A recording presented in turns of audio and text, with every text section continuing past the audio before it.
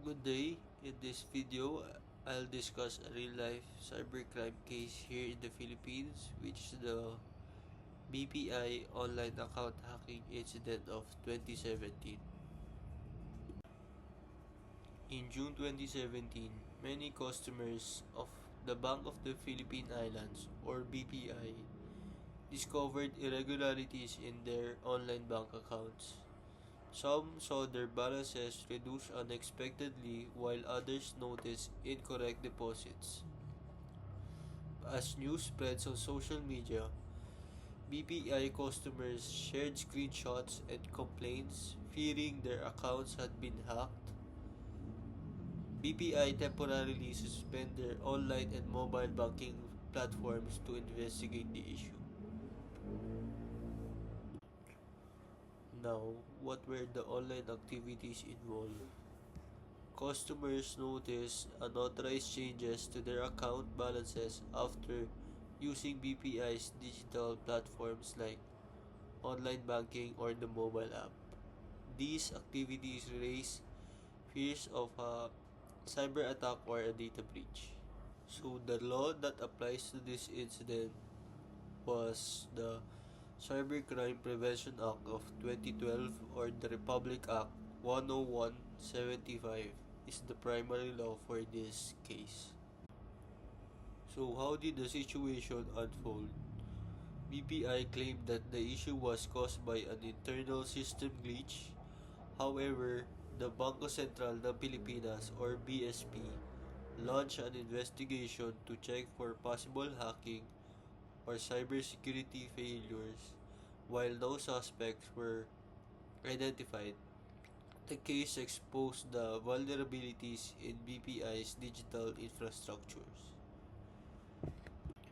This incident demonstrates the growing threat of cybercrime, especially in online banking, even without clear evidence of external hackers. The case shows how weak system security can lead to serious financial risks for ordinary Filipinos. It also highlights the need for a stricter enforcement of cybercrime laws and better cybersecurity practices by banks. The real-world impact in this is thousands of Filipinos depend on online banking for daily transactions.